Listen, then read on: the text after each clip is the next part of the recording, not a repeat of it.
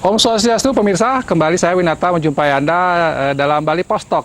Kali ini saya berada seperti di belakang kita lihat ada apa nama dari ITDC atau Denusa 2. Di sini berkumpul ada 19 hotel atau hotel berbintang gitu ya yang menjadi ikon pariwisata Bali. Saya akan mewawancarai Managing Director dari Denusa 2 atau ITDC, Bapak Gusti Ngurah Ardita, tentang bagaimana kondisi terakhir dari Denusa 2 ini. Nah, kita sudah ditunggu ya oleh beliau, Pak Ngurah Ardita.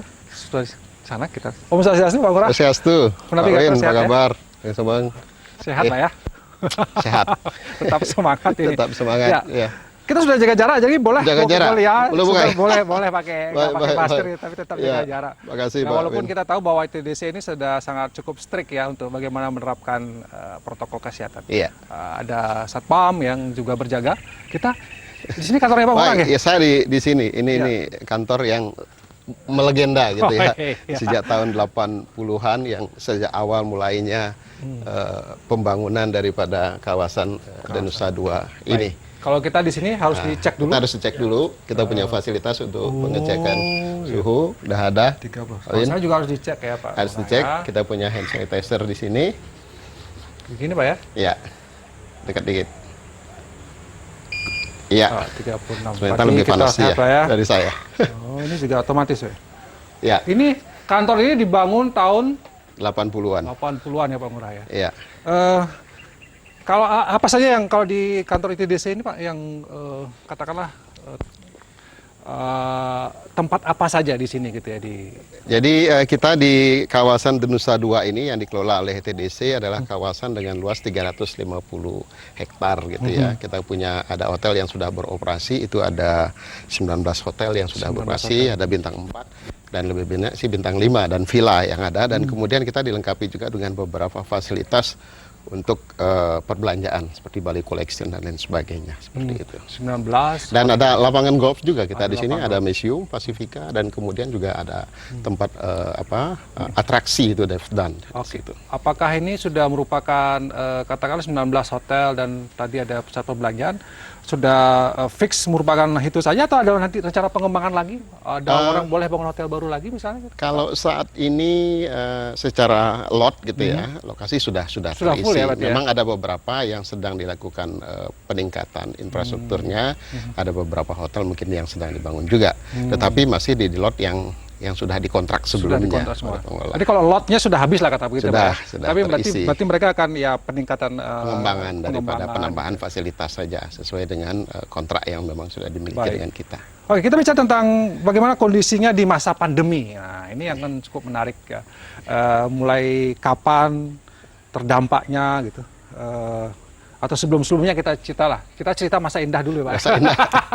Bagaimana Denusa 2 ini menikmati katakanlah okupansi yang cukup tinggi gitu ya, sampai kemudian kena pandemi.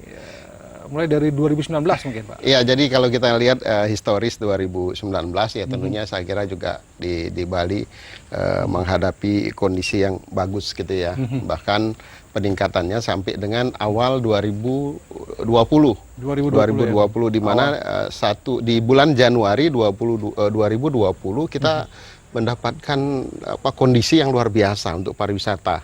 Tidak hanya di Nusa Dua saja, tetapi saya kira di seluruh Bali itu menghadapi kondisi yang luar biasa karena peningkatannya luar biasa. Di Nusa Dua saja pada Januari 2020 itu tingkat hunian rata-rata di hotel itu adalah 78%. 78% di sini, artinya di luar pun sama gitu ya. Nah, kondisi itu tentunya memberikan optimisme pada saat itu. Kita membuatkan kegiatan-kegiatan di tahun 2020. Namun demikian kondisi mengatakan lain gitu ya. Kemudian kita dihadapkan dengan kondisi mulai dengan Februari 5 Februari, kemudian sudah adanya Wuhan pertama Cina, kemudian Tiongkok mengambil keputusan, kemudian Indonesia juga mengambil keputusan di mana penutupan penerbangan ke dan dari Tiongkok itu tanggal 5 Februari 2020. Nah, itu mulai karena pada saat itu kondisi wisatawan Tiongkok tertinggi di Bali maupun di Nusa Dua. Tertinggi, jadi di warga negara Tiongkok yang Tiongkok juga banyak ya, yang tertinggi. Nah, itu yang kita alami, dan kemudian pandemi ini ya kalau orang boleh nyebutnya sebagai global shock gitu ya. Betul. Global shock karena dihadapin semuanya, Semua kemudian terdampak gitu ya. terdampak semua di seluruh dunia kena. Nah, dan kemudian kita di Nusa Dua pun menghadapi kondisi seperti itu dan Maret masuk di kita di Indonesia itu juga mengalami kondisi pandemi itu, dan kita merubah dari sisi tatanan kepariwisataan kita. Dan kalau sampai di Nusa Dua ya itulah titik turunnya kita sampai dengan tepatnya mulai turun itu sekitar Februari Pak ya. Februari sudah mulai turun, kemudian Maret ada kebijakan dari Australia, kemudian ada kebijakan dari Rusia yang secara ini menarik warga negaranya. Kalau Rusia saya ingat persis waktu itu sehari setelah nyepi, mereka pulang malam hari, 500 orang harus pulang pada saat itu. Nah, tentu itu berdampak terhadap kita semua, dan kemudian terjadi penurunan sampai dengan kita single digit gitu ya, di bawah 10, sehingga sempat 2%, 4% tingkat hunian rata-rata di hotel di kawasan Nusa Dua ini. Baik. Itu yang kondisi yang kita. Berarti kalau kita bisa gini Pak, titik paling rendah kita tuh berarti bulan Maret atau April justru. Ya? April sudah mulai katakanlah di titik terendah. Setelah itu ada peningkatan tidak? Karena setelah April itu kita mulai melakukan kebijakan pemerintah, mulai membuat kebijakan-kebijakan terkait dengan bagaimana recovery pariwisata Bali, di mana pemerintah daerah maupun pusat merancang sebuah kebijakan-kebijakan, sehingga ya dimulai dari, karena ini adalah kondisi global, pada saat itu dimulai dari kita menyiapkan SOP. SOP ya. Karena pada dasarnya kemudian setelah menghadapi kondisi itu, pada dasar dipahami bahwa perubahan terhadap tata kelola kepariwisataan itu sudah berlaku umum. Karena faktor utama, kalau dulu kita kenal alamnya indah, budayanya bagus, kulinernya luar biasa, nah itu menjadi daya tarik yang luar biasa. Tetapi saat ini, pada saat di bulan mulai Februari, Maret, disadari bahwa ada satu poin yang paling penting akhirnya saat ini, adalah terkait dengan kesehatan. Nah itu kita akhirnya apa? Untuk mengimplementasikan itu apa? Ya SOP harus standar. Harus standar. Nah, disusunlah dari Kementerian Pariwisata. Kebetulan kami diajak di awal mendiskusikan tentang konsep-konsep SOP dari Kementerian. Karena kita di sini ada hotel, kawasan, DTW, MICE. Itu lengkap. Dan kemudian satu lagi adalah untuk restoran dan sebagainya yang ada di kawasan. Nah itu semuanya harus punya karakter SOP yang berbeda dalam hal pelayanan. Jadi maksudnya hotel lo beda, standar SOP dengan restoran itu beda. Ya pasti karena di hotel ada kamar, bagaimana check-innya, kemudian bagaimana layanan kamar, dan kemudian bagaimana mereka breakfast lain sebagainya. Restoran duduk khas. Nah kami pun di kawasan begitu. Mungkin kita masuk sekarang harus periksa dulu dengan ketat, ID-nya kita kenali, dan kemudian juga mereka suhunya, kemudian hand sanitizer, diukur hand sanitizer, kemudian kawasan kita juga disinfektan semuanya. Nah itu adalah dengan satu poin, meyakinkan bahwa karena kita industri pariwisata, pasti yang kita harapkan adalah kunjungan wisatawan. Nah hal ini kita secara bertahap kita sudah lakukan terkait dengan kebijakan pemerintah mulai dengan bulan Juli yang lalu. Mulai tanggal 5, tanggal 9, kemudian pada ujungnya di sini tanggal 30 Juli yang lalu, di mana dilakukan deklarasi untuk kembali penggiatkan kepariwisataan walaupun waktu itu masih lokal. Saya pernah dengar juga Nusa Dua atau ITDC ini itu dijadikan pilot project Pak ya untuk percontohan recovery pariwisata. Sempat pada saat itu kita sudah menyusun sejak awal, kami yang menyusun, kemudian di asistensi oleh Kementerian Pariwisata. Konsep itu sudah kita sampaikan ke Kementerian Pariwisata, dan itu sebetulnya kita sebagian sudah kita implementasikan. Itu sehingga kita memandang adalah konsep SOP terintegrasi. Jadi tidak hanya di kawasan saja, bagaimana bandara, kemudian bagaimana dengan di kawasan sampai dengan hotel, dan kembali lagi ke.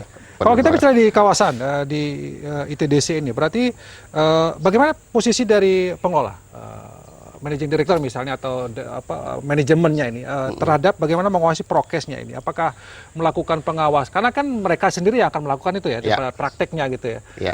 Apakah manajemen mengawasi secara detail atau menyerahkan sepenuhnya kepada masing-masing tenan itu, katakanlah begitu? Kita di samping menyusun, ya tentunya ada asistensi. Ada asistensi juga. Kemudian juga tidak hanya disusun, tetapi disertified. Certified juga. Ada Oke. sertifikat yang Baik. dikeluarkan, artinya poin-poin itu bisa terpenuhi. Yang mana yang menjadi ukuran untuk pemenuhan kriteria daripada SOP itu sudah dipenuhi. Bagaimana standar yang sudah ditetapkan ke pemerintah provinsi, bahkan terakhir kita sudah menggunakan standar yang ditetapkan oleh pemerintah Kementerian ya? Kementerian Pariwisata dengan CHSE konsepnya. Itu. CHSE. Dan kita sungkara dengan perkembangan yang ada, dan kita bersyukur juga di Desember ini kalau lihat posisi kemarin sudah diselenggarakan Bali Demokrasi Forum, ya. yang awalnya iya tidak, Akhirnya tetapi luar biasa menurut kami. Satu, karena di samping dipilihnya memang Nusa Dua gitu ya. Nah, pesan yang bisa disampaikan di sana adalah pesan yang disampaikan bahwa kita siap, dan delegasi juga mengunjungi beberapa DTW kita, objek kita. Nusa Dua tentunya pasti, lapangan golf juga mereka juga ikut bermain untuk memastikan bahwa SOP-nya jalan, dan kemudian ke GWK, dan kemudian juga ke bandara melihat kondisi bagaimana implementasi daripada SOP di situ. Itu yang luar biasa. Dan kalau kita lihat kemudian trafficnya dari bulan Juli yang lalu, awal adalah 2.000, kemudian Agustus 3.000, kemudian September 4.000, dan di Oktober, November itu kita sudah mencapai 5.000 lebih. 5.000 lebih. Dan di Desember ini kami monitor tanggal 1 sampai dengan tanggal 13 kemarin, itu sudah mencapai di atas 7.000 kedatangan. 7.000 kedatangan. Ya, kedatangan di bandara. Bandara, ya. Nah, itu yang menjadi hal. Bahkan ada beberapa hari tanggal 10, 11 kemarin sudah mencapai 9.600 untuk kedatangan. Tapi itu signifikan tidak untuk hotel-hotel di kawasan ITDC ini sendiri? Kalau kita lihat, peningkatan bookingnya di kawasan sekarang untuk sampai dengan saat ini sudah mencapai 21,44% Oke. Desember Ya, sampai dengan tanggal 13 Desembernya. Nah, kemudian kami monitoring juga booking hotel, dan kemudian juga rencana akupansi tentunya antara tanggal 24 sampai 31 itu sudah mencapai 32%. 32%. Dan sampai dengan Januari itu udah 20%. Artinya dari traffic yang ada itu sudah menunjukkan bahwa ada kemajuan di kita. Ada kemajuan, Pak. Ya. Tapi kalau menurut Pak Ngurah, sebenarnya apa yang harus menjadi kunci? Kalau kita bicara tentang supaya peningkatannya lebih cukup signifikan lah. Apa yang mesti dilakukan? Ada yang mengatakan bahwa bukalah border Bali ini, katakanlah untuk wisatawan asing. Apakah itu yang menjadi kunci sebenarnya? Atau bagaimana kita menunjukkan prokes kesehatan ini, protokol kesehatan dilaksanakan dengan baik? Apa yang menurut Pak Ngurah harus dilakukan? Justru yang sekarang, karena seperti saya sampaikan di awal, bahwa orang berwisata sekarang indahnya udah pasti, tetapi yang dipastikan lebih tinggi sekarang adalah bagaimana prokes kesehatan itu diimplementasikan. Protokol kesehatannya. Dan ya tentunya itu menjadi modal besar kita. Dan tentunya mulai kesempatan ini kita berharap juga dukungan masyarakat seluruhnya, dan media tentunya. Karena tidak hanya industri pariwisata saja yang harus menggerakkan, tetapi pada saat mereka di objek, kemudian di hotel mereka disiapkan implementasi, pada saat mereka jalan melihat kondisi itu menjadi pertanyaan juga kan. Nah kan kita sadari bersama bahwa kita di Bali adalah gerak ekonomi kita digerakkan oleh pariwisata. Mohon dalam kesempatan ini mudah-mudahan kita semua, termasuk kita semua di industri dan juga di masyarakat untuk secara sungguh-sungguh mengimplementasikan ini, untuk meyakinkan pihak luar bahwa kalau angkanya sudah rendah, mereka akan yakin ke sini. Nah, dari domestik aja pergerakan sudah ke Bali sudah bagus, saya lihat yang saya sampaikan tadi. Gitu. Tapi yang asing tetap kita harapkan juga ada kebijakan dibuka lah gitu ya. Tapi kuncinya tetap di protokol kesehatan. Pasti kita. Dan momen kemarin saya kira di Bali Demokrasi Forum itu ada beberapa, ada 40 lebih delegasi, mereka ada yang ikut di sini, kemudian juga secara virtual ada 500 yang mengikut, 500 dari 36 kalau tidak salah kemarin yang ikut, 500 orang yang ikut melihat itu bagaimana, dan kemudian mereka secara langsung juga mengunjungi duta-duta besar, mereka mengunjungi di kawasan ini kita. Bagian dari promosi bahwa kita di Bali cukup ketat untuk melaksanakan protokol kesehatan ya Pak Ngurah. Saya kira itu. Baik, terima kasih Pak Ngurah, waktunya dan informasi yang sudah disampaikan kepada kita, optimisme juga yang sudah disampaikan oleh Pak Ngurah. Tapi benar ya, kita sepakat bahwa protokol kesehatan ini tidak hanya bagian dari industri pariwisata, tapi juga tanggung jawab kita bersama masyarakat Bali. Benar juga katakan bahwa Bali ini sangat tergantung dari pariwisata. Itu harus kita katrol dulu, bangkitkan dulu maksud saya, kemudian bisa mengantor perekonomian. Karena kita sudah minus 12%. 12%. Mudah-mudahan kontraksinya udah parah. Dan kawan-kawan di manajemen di hotel juga sudah berupaya semaksimal mungkin, perlu didukung oleh masyarakat. Demikian wawancara saya dengan Managing Director dari Danusa 2 atau ITDC, Pak Gusti Ngurah Adito. Mudah-mudahan optimisme ini menular kepada kita semua dan Bali segera bangkit. Segera. Saya tutup dengan Pramasati, Om Om Santi. Santi. Terima kasih. Terima kasih.